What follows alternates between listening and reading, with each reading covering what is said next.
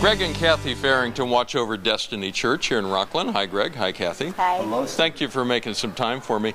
That first question for you. Today in your sermon, you talked about convergence. What do you mean by that? Well, you get two bodies of water coming together and it creates a swirling. Right now, we have culture moving in one direction, and it's a very strong current. But there is a move of God. The church is rising up in this moment, and it's converging at this intersection. And there's a swirling right now. Whatever current is the most strongest will be the predominant flow of that river. And that's got to put the church in an interesting place. Where's the heart of the congregation right now? As you talk to people here at Destiny, what are you hearing?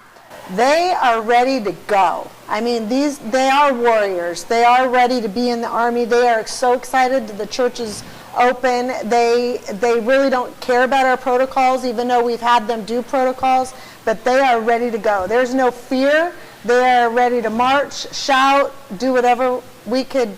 They'll follow us. Whatever mountain we're going to go to, they're going to follow. Now, the congregation here has offered a lot of different ways for people to connect. They can connect online. They can be in the auditorium in person. You even had outdoor services for a while. It's obvious you're doing everything you can to try to meet the needs of people where they are and where their concerns are and their fears are. Describe how that plays out day to day as you make decisions, as you lead this congregation. Yeah, we recognize that people are in different places, okay? So there are people who are compromised as far as the immune system, and we don't want them to come to church. We do not want them to be here. It's their own personal choice whether they come or not. And when we had our outside venue, sometimes that would work, but as you can tell with the fires here in Sacramento, it's not a long-term solution to be outside. Yeah. So we have a huge room that we use for social distancing. We create some space in our sanctuary, so everybody gets to choose, and then people can be online. But I have been a proponent from the very beginning that the church must get back into church, to open the doors. We don't even know the devastating effects that is going to happen to churches when they emerge. We've been doing this now for 16 weeks. I think Barnum said that 33% of the people who attended church pre-COVID will not come back. Wow. So churches, congregation, pastors are going to be shocked. So we intentionally pushed hard and tell people to come to church. And in your sermon this morning, you used the phrase resetting the church. Unpack that a bit for me. I believe this is a moment in time. If we just say, oh, we opened our doors, we're back, I think we miss the spiritual moment that we are in. God is using this moment to reset the church. If we go back to normal, quote unquote normal, it's finished, it's done, it's over. Because we all know we lost a lot of ground over the last 20, 30 years. We have to have radical revolutionaries stand up and be counted in this moment.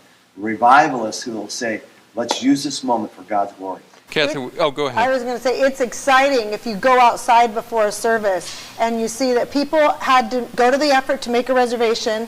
When they get here, they have to stand in line. Yeah. They have to check in with someone. The effort that people have to go to come into the house of God. You check their temperature. Check their temperature. All that effort, check your children in, all that kind of stuff.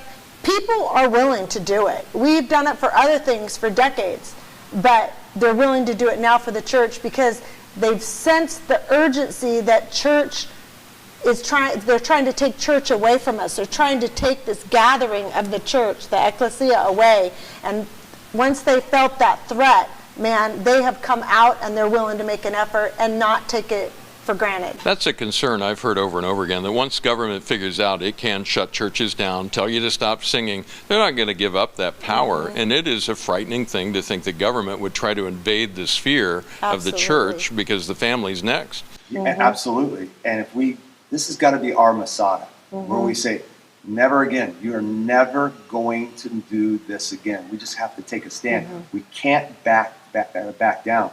We have to be bold. There's got to be a lot of courage.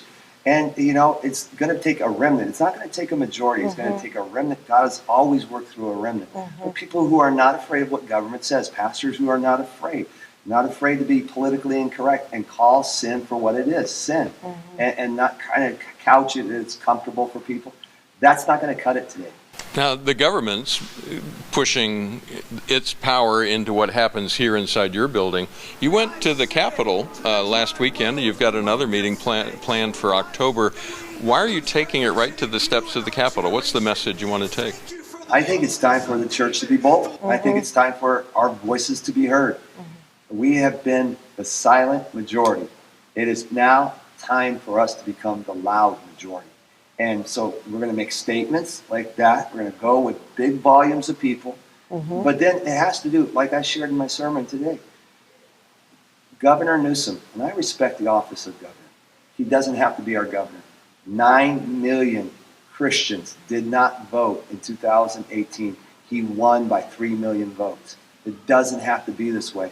If the church will get loud, stand its ground, we can take the state and turn it red.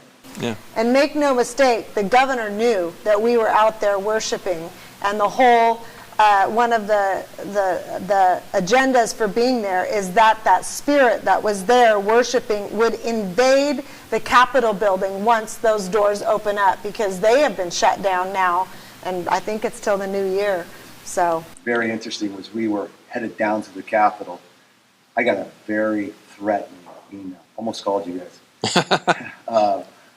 From an official. I'm not going to name the official, but very, very threatening, and trying to impose fear.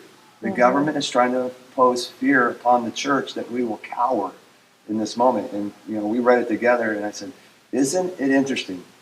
The night that we are going to take a stand in front of the Capitol, this email comes." And we pushed up against that, and the next day they totally backed off. Now, if we could have just said, we'll give you everything you're asking, but we didn't. And they totally backed off. If you could spend a few minutes with the governor, what would you say? What would you like to tell him? That church is essential. Every week, I just prayed with someone this week that they're going to court this week, and they've dealt with a ton of fear during this whole COVID season. And when it hit and they realized that they weren't going to be able to be with their church family or with pastors to encourage him, as his family is very broken and walking through this season, they didn't know if they could make it. So we continue to meet with them even during COVID. But we have widows. We have several families that have lost wives who have lost their husbands during COVID. What a lonely season. One woman didn't get to see her husband for 6 months, and he just passed away a few weeks ago. Wow. And they had to sneak her in after hours so she could even be with her husband. The last week he was alive, but she wasn't with him for 6 months. And we've seen single moms. We have a lot of single moms. And the burden of schooling and parenting and managing your home and not having their church family right there.